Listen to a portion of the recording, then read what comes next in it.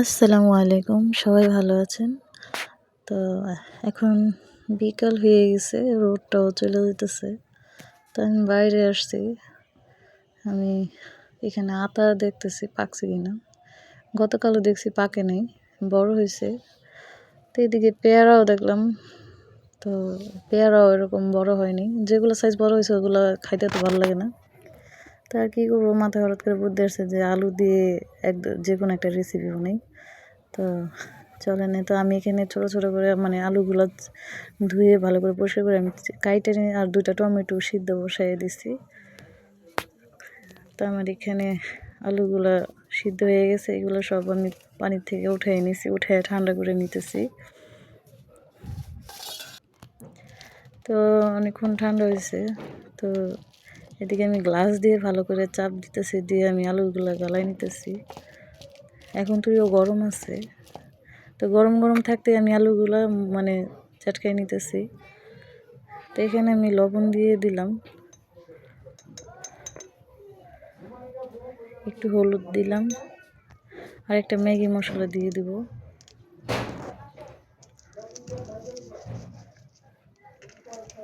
তো এখন ম্যাগি মশলা দেওয়ার পর আমি ওই গ্লাস দিয়ে ভালো করে আলুটাকে মিশিয়ে নিছি। দেখেন, তো এখানে আমি কিছু আটা দিব আলুর ইয়ের মধ্যে, গায়ের মধ্যে। এখন আটা দিয়ে ভালো করে আমি এটাকে কাইটা কইরা নিছি। আমার কাইটা এখন কিছুক্ষণ রাইখা দিব, 5-10 মিনিটের মতন। তো 5-10 মিনিটের মতন রেখে দেওয়ার আমার কাইটা হয়ে গেছে, আরও নরম হয়েছে। তো এটাকে আমি এখন পাত্রে আমি গরম পানি রাখছি কারেন্ট হিটে। তো আমি অল্প অল্প করে দিয়ে দিতেছি। তো এটা একটা বলক আনাবো, আমি সবগুলো দিয়ে দিছি। এখন আমার এইটা হয়ে গেছে, দেখেন। তো এগুলো আমি ঠান্ডা পানির মধ্যে সাথে সাথে দিয়ে দিলাম। এখন তো ঠান্ডা হয় নাই, কুসুম গরম আছে। তো আমি অল্প আলতো করে নিতেছি, বেশি ভাঙে যেতেছে। তো ঠান্ডা পানি থেকে আমি উঠেছি, এই দিকে এসে দেখে আমার ছেলে অর্ধেক নিয়ে গেছে। তো এখানে আমি আমি টমেটো যে সিদ্ধ করে রাখছিলাম, সেই টমেটো, পেঁয়াজ আর কাঁচামরিচ কেটে রাখছি। তো আমি আগে ডিমটাকে ভালো করে তেলের মধ্যে ভাজা নিতেছি। তো এখানে আমি ওই যে টমেটোর পেস্ট করছিলাম, তো সেটা আর কাঁচামরিচ আর পেঁয়াজটা দিয়ে দিছি, দিয়ে এখন ভাজা ভাজা করে নিব।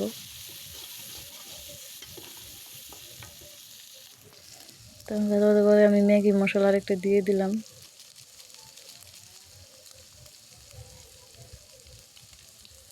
তো আমি এখানে সসও দিয়ে দিতেছি।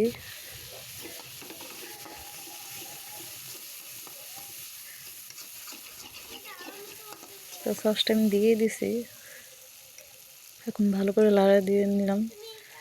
দিয়ে আমি এখন পরিমাণ মতো নুন দিয়ে দিব। তো আমার যে কাইটা করে রাখছিলাম আলু দিয়ে, সেটা আমি দিয়ে দিছি। এখন দিয়ে ভালো করে আমি ভাজা ভাজা করে নিব।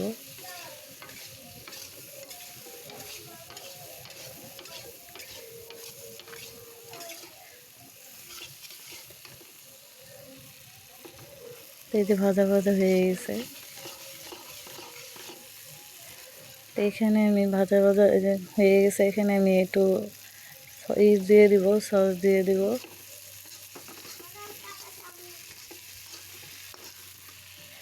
তো এখানে এখন আমি চিলি সস দিব 2 মুখা।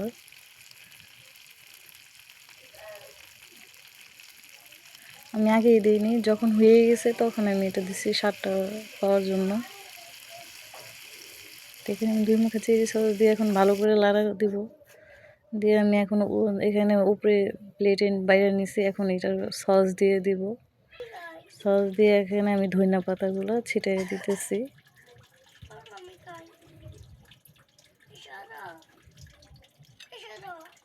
তো আমার রেসিপি হয়ে গেছে, এখন খাওয়ার পালা। দেখি কি মেয়ে কি বলে খেয়ে। হ্যাঁ, মেয়ের কাছে ভালো লাগছে। তো ছেলে বলতেছে আমাকেও বলো, ছেলের কাছেও ভালো লাগছে।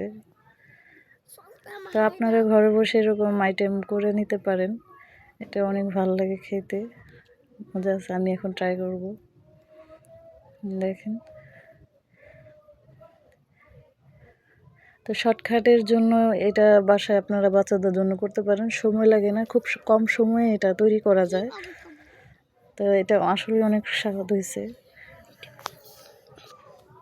জিনিসটা দেখতে অনেক ভালো লাগতেছে, লবণীয় মানে খাইতে অনেক মজা, দেখতে অনেক ভালো লাগতেছে।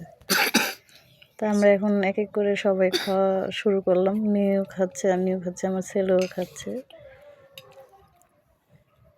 আজকে এটার মধ্যে আমি ঝাল কম দিছি, যেহেতু গতকাল আমি পাস্তার মধ্যে ঝাল বেশি দিয়েছিলাম, পরে আমার ছেলে খায়নি। তো আজকে আমি এটার মধ্যে কোনো গুঁড়ামরিচ দিইনি, শুধু 2টা কাঁচামরিচ দিয়ে আমি এটা করছি, তার জন্য আমার ছেলেও খাইতেছে। তো আমার মেয়ে তো খুব মজা মেরে খাইতেছে, তার কাছে অনেক ভালো লাগে। এখানে আমার ছেলেও খাইতেছে, তার আবার ঠান্ডা লাগছে, কিছুক্ষণ বাদে বাদে সে কাশি দেয়, প্রচুর ঠান্ডা, তো শীতকালের দিন।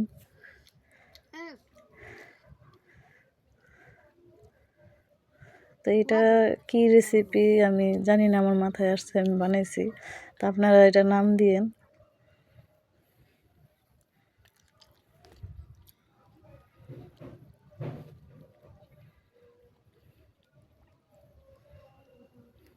সবার কাছে কেমন লাগে জানাবেন। তো সবাই ভালো থাকবেন, আল্লাহ হাফেজ। তা আমি মরিচ দিয়ে খাওয়াচ্ছি, ভালো লাগতেছে।